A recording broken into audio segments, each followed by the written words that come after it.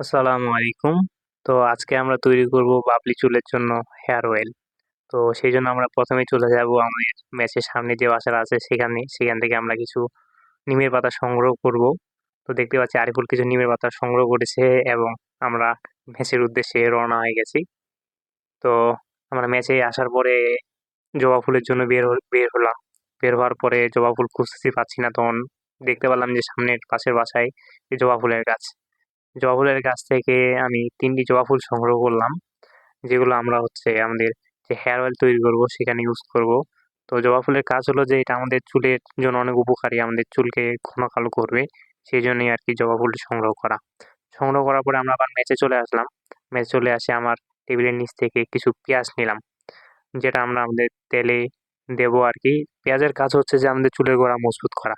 তো পেঁয়াজ নেওয়ার পর আমাদের সকল উপাদানগুলো আমরা বিছানায় রাখার পরে আমরা আবার বেরিয়ে পড়লাম বাজারের উদ্দেশ্যে। কারণ আমাদের এখনো অনেক উপাদান কেনা বাকি আছে। তো দেখতেই পাচ্ছেন আরকুল আর আমি হাসিমুখে বেরিয়ে পড়লাম বাজারের উদ্দেশ্যে, হাতে একটি তেলের বোতল নিয়ে। এরপরে আমরা একটি মুদিখানার দোকানে গেলাম, যেখান থেকে আমরা হর্তকি, আমলকি, কালোজিরা, তিসি, বীজ আরো অনেক উপাদান নিলাম। নেওয়ার পরে টাকা পরিশোধ করে আমরা আবার বেরিয়ে পড়লাম একটি কাঁচা বাজারের দোকানে। সেখান থেকে আমরা কিছু পেঁয়াজ নিলাম, তারপরে হচ্ছে রসুন নিলাম। সেগুলো নেওয়ার পরে ভাইকে টাকা দেওয়ার পরে আবার আমরা তেলের দোকান থেকে কিছু তেল কিনলাম, যেটি আমরা আমাদের সেই বাবরি হেয়ার অয়েল ইউজ করব। তো সবকিছু চেক করে নেওয়ার পরে আমরা দুজনে হাসি মুখে বেরিয়ে পড়লাম ম্যাচের উদ্দেশ্যে। যাক, সকল কেনাকাটা আমাদের সম্পূর্ণ। আবার এসে আবার হঠাৎ করে দেখি যে আরিফুল আবার অ্যালোভেরা পাড়ার উদ্দেশ্যে ছাদে উঠে গেছে। সে কিছুদিন আগে সেখানে কিছু অ্যালোভেরার গাছ লাগিয়েছিল।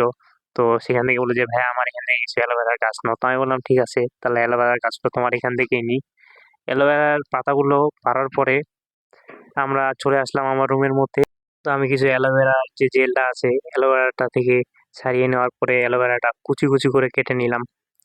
অ্যালোভেরাটা কুচি, কুচি কেটে নেওয়ার পরেই আবার দেখতে পাচ্ছি সামনে আরিফ আমাদের রসুন ছিলতেছে। কারণ এই রসুনের কোয়াগুলো দিয়ে আমরা তেলটি তৈরি করব। তো ছেলেটা দেখতেছি রসুনগুলো খুব যত্ন সহকারে ছিলতেছে। রসুনটি ছেলার পরে সে রসুনের কুয়োগুলো ছাড়িয়ে নিল প্রতিটায় ভালো মতো, যেন তেলটা যেন আমাদের ভালো মানের তৈরি করতে পারি। সেই জন্য সেই উদ্দেশ্যে সে কুচি কুচি করে পেঁয়াজের কুয়োগুলো কেটে নিল।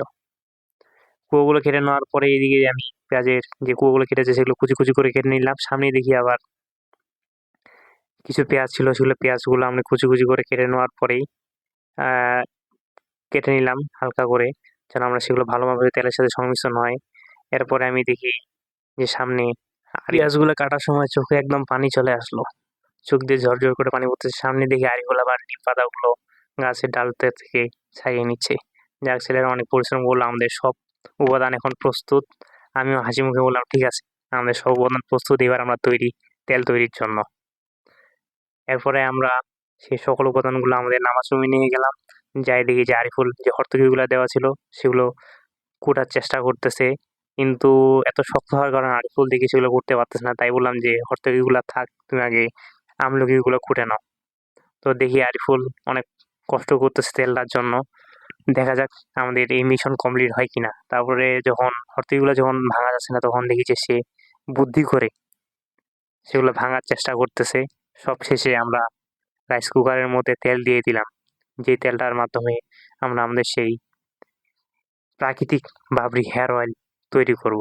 এর মধ্যে আমি প্রথমেই দিয়ে দিলাম হর্তকিগুলো ভালো মতো চারিদিকে ছিটিয়ে দেওয়ার পরে, তারপরে আমরা দিয়ে দিলাম সেখানে কিছু আমলকি গুঁড়ো, যেগুলো আরিফুল একটু আগেই বেটে দিল আমাকে। তো ভালো মতো চারদিকে নাড়িয়ে দেওয়ার পরে আমরা দেখতে পাচ্ছি সেখানে হচ্ছে উতলিয়ে পড়ার মতো একটা অবস্থা, বুলবুলি উঠতেছে। তো তাই আমি ভালো মতো সবগুলো নেড়ে দিলাম। যাক, কিছুক্ষণ নাড়ার পরে দেখতেছি তেল ভালোই গরম হয়েছে, মিশ্রণগুলো যেগুলো দিলাম সেগুলো ভালো মতো হয়েছে। তো তাই আমি এরপরে পেঁয়াজের কুচি কুচি যেগুলো করা ছিল সেই পেঁয়াজের কুচি কুচি টুকরোগুলো সেই তেলের মধ্যে দিয়ে দিলাম। এর আগে তো আমলকি আর হর্তকি দেওয়া হয়েছিল। তো এবার পেঁয়াজের টুকরোগুলো দিয়ে দিলাম, এরপরে দিয়ে দিলাম রসুনের কোয়াগুলো, যেগুলো আরিফুল একটু আগে ছিলে দিল আমাকে। তো এগুলো দেওয়ার পরে আমি ভাবলাম যে একটু নেড়ে নিই। তারপরে এখানে কিছু অ্যালোভেরার জেলটা দিলাম, যেটা আমরা একটু আগে আরিফুল যেটা একটু আগে ছাদ থেকে পেরে দিলাম অ্যালোভেরা গুলো। তারপরে সেখানে কিছু নিম পাতা দিলাম। নিম পাতাগুলো যেগুলো আমার চুলকে ঘন উজ্জ্বল কালো করবে, চুল তাড়াতাড়ি পেকে যাবে না, এর অনেক উপকারিতা আর কি। সেই জন্য ভাবলাম যে আজকে নিম পাতার কিছু দিয়ে দিই। এরপরে ভালোভাবে নাড়িয়ে দেওয়ার পর আমি সেখানে চারদিকে জবা ফুল দিয়ে দিলাম। এই জবা ফুলের কাজও একই, যেরকম নিম পাতা আমাদের চুলকে ঘন কালো উজ্জ্বল করে, সেরকম এই জবা ফুল আমাদের চুলকে আরো ঘন কালো উজ্জ্বল করবে। সেই জন্যই জবা ফুলের কুচি কুচি করে কেটে দিলাম। এরপরে সেখানে কিছু দিলাম কালো জিরা। আপনারা জানেন যে কালো জিরা হচ্ছে মরণ ব্যতীত সকল রোগের ওষুধ, তাই ভাবলাম যে এখানে কিছু কালো জিরাও দিয়ে দিই। তো যেই কথা সেই কাজ, সেখানে কিছু কালো জিরা দিয়ে দিলাম, আবার কিছু কালো জিরা সাইডে রেখেও দিলাম। এরপরে সেখানে দিলাম মেথি। আপনারা জানেন যে মেথি আমাদের চুলের জন্য অনেক উপকারী। আমাদের যে চুলে যে গোড়া আছে, চুল সহজে পড়ে যাবে না, চুলের গোড়াকে মজবুত করবে, শক্ত করবে। তো সেই অনুযায়ী আমি মেথি দিয়ে দিলাম এবং সব মিশ্রণগুলোকে আমি ভালোভাবে নাড়িয়ে নিলাম। তো দেখতেই পাচ্ছি যে সবকিছু ভালো মতো হচ্ছে। এরপরে আমাদের যে আরেকটি উপাদান ছিল তিসির বীজ, সেই তিসির বীজটাও আমি সেখানে দিয়ে দিলাম। দিয়ে দেওয়ার পরে যে সকল উপাদানগুলো আমি ভালোভাবে নাড়িয়ে দিচ্ছি যেন তাদের সংমিশ্রণটা যেন ভালো হয়। তো একটু পরে আমরা দেখতে পেলাম যে উপর দিকে ফেনা ফেনা উঠে গেছে।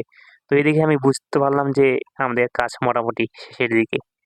তো দেখতে পাচ্ছি আরিফুল আমাদের সেই মিশ্রণগুলো ভালোভাবে নেড়ে দিচ্ছে এবং আমাকে দেখাচ্ছে যে দেখো ভাইয়া, সবগুলা কত ভালো মতো মিশ্রণ হয়েছে। যাক, দেখে অনেক ভালো লাগলো যে রংটা কিছু চেঞ্জ হয়েছে, মানে মোটামুটি কাজ শেষের দিকে। তো আরিফুলকে বললাম যে আরিফুল এগুলো রুমে নিয়ে যাও, এখন আমাদের দ্বিতীয় অংশ কাজের। তো আরিফুল তার রুমে নিয়ে গিয়ে প্রথমে ফ্যানটি অন করে দিল, যেন সে গরম ভাবটি যেন চলে যায় এবং সে তেলটি যেন ঠান্ডা হয়ে যায়, যেন আমরা সেটা বোতলে প্যাকেজিং করতে পারি।